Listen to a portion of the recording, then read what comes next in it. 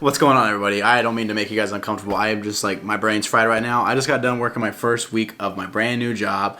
And let me tell you, there is nothing more humbling than starting a new job and having to make new friends and meet new people and learn all the stuff that you don't know. Because let me tell you, there is a lot I don't know. Let's go ahead and take these bad boys out so I don't look like a tool for the entire video. But the reason why I bring up not knowing anything at my new job is because today's topic is about admitting when you don't know something. Now, I haven't lived a long, prosperous life. I'm 25 years old, but I've got plenty of experience in school and work. So with that being said, there's one common denominator that I've always found in people that I can rely on and people that I can trust, and that's that they'll tell me when they don't know something. Now, on top of that, I have a lot of firsthand experience with this topic because I was also once somebody that was afraid, petrified, honestly, to tell somebody that I didn't know something. I wanted to be the person that knew everything. I was the savior of every possible conversation because I am the go-to guy for everything you need to know in life.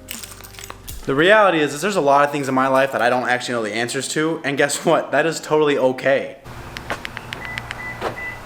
Now, while there's a lot of things in my life I don't know, there is one thing I know for sure, and that's I'm hungry right now. I need to go eat dinner. So today, we're actually going to eat Cece's Pizza. Now, if you don't know what Cece's Pizza is, you're probably good. Don't worry about it. But it's this place I used to eat when I was a kid. It's like this buffet pizza place that's not fantastic, but they recently went bankrupt or filed for bankruptcy, so me and my buddy are gonna go eat there because the nostalgia. And again, you're not missing out on much, but I need it. So I do know I'm hungry. We're gonna go do that real quick and then we'll get on with the video. Let me do 2 of these. And then I'll do 2 of these, I think buffalo chicken, right? Jesus Christ. But I need it. This is actually pretty good. It's better than I remembered. My life. Oh shit, you got the entire pizza. That is why you come to Cece's. It's a little hot, but it's okay. It's warm, but it's good.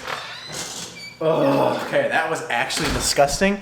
I feel so bloated right now, I can't even breathe right because my stomach is so puffed out. But I came home because I gotta change real quick. I'm supposed to go to Home Depot. I'm supposed to get boxes for our move and start packing because we have 3 weeks. We'll see if I get to that today. We might get to it tomorrow, whatever. Right now, let's talk about not knowing everything. So what do you do when you don't know the answer to a question?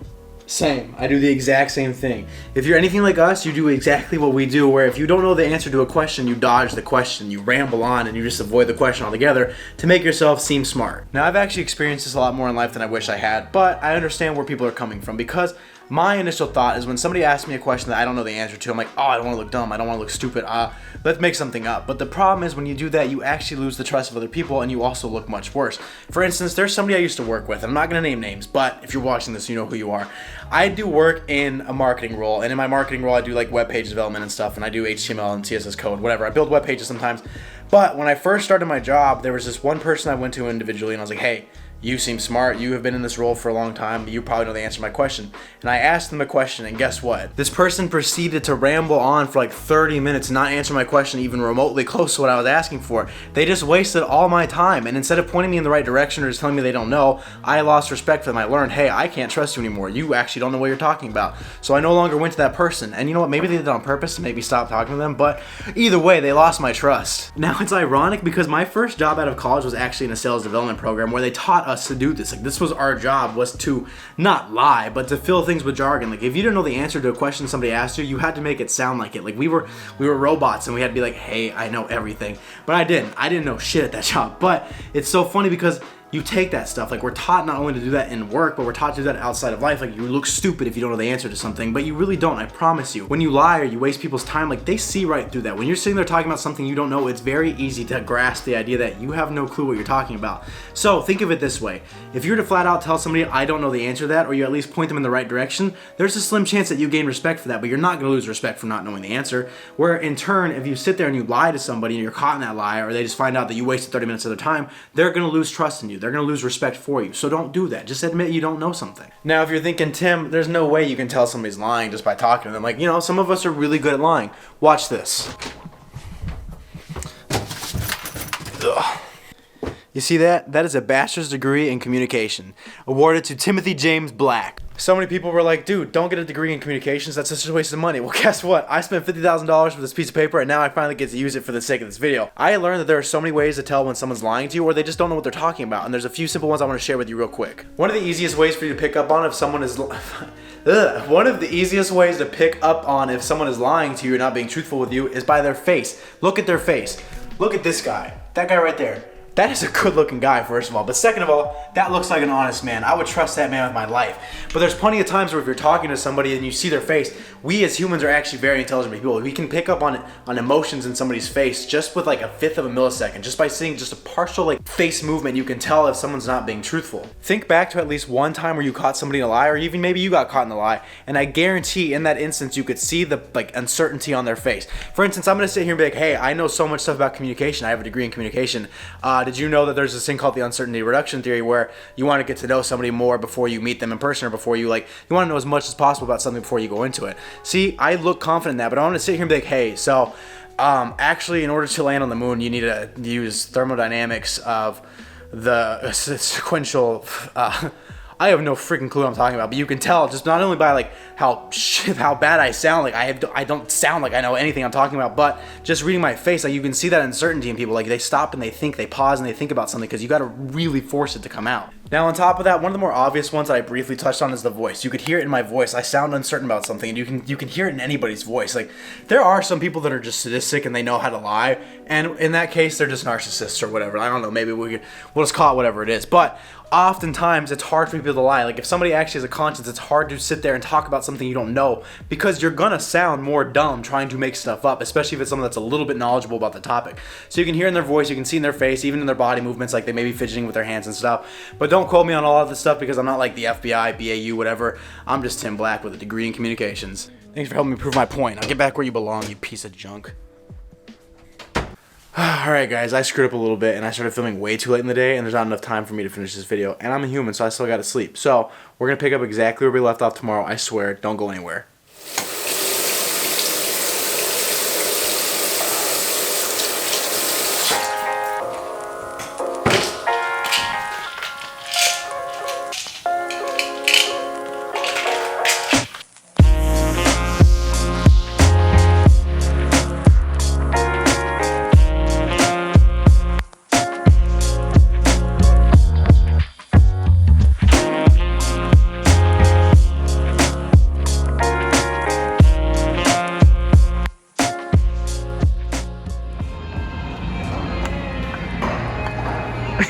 Tiger Woods. I know we have a video to film, but we got distracted. We've done so much today, and then we were walking by this place in the mall, and it was like this lunar golf place, so we said, why not?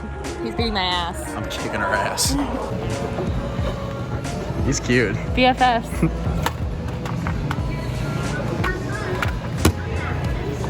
We're best friends. Those are so cute. Look at the fish. Oh, sorry about that little delay, guys. We went out today to go get moving boxes for our move, and did anything but that. We got coffee, we got breakfast, we played mini golf, we got photos, we did pretty much everything possible other than do what we were supposed to do. And honestly, that's a pretty typical weekend for us. So you got a little glimpse of what our life looks like. So I still gotta go get boxes at some point tonight, but I don't want to delay this any longer. I want to get on with the rest of the content. So with that being said, let's jump back into the topic of the video. Hey baby. Yeah. What do you want for dinner? I have no freaking clue. Perfect. Okay, so the whole point of asking her that was, I knew she was going to say that because she always does, but now the reason I asked that is to prove the power of saying I don't know, and I realize now that I'm filming this that that's probably the worst possible example, because one, that's a very problematic topic for a lot of couples, and two, like I said, she never knows, so she kind of got off the hook on that one. I'm going to try that again real quick, one sec. Okay, new question. How many boxes do you think we need for a move? I'll let you do the math on that one. I don't know.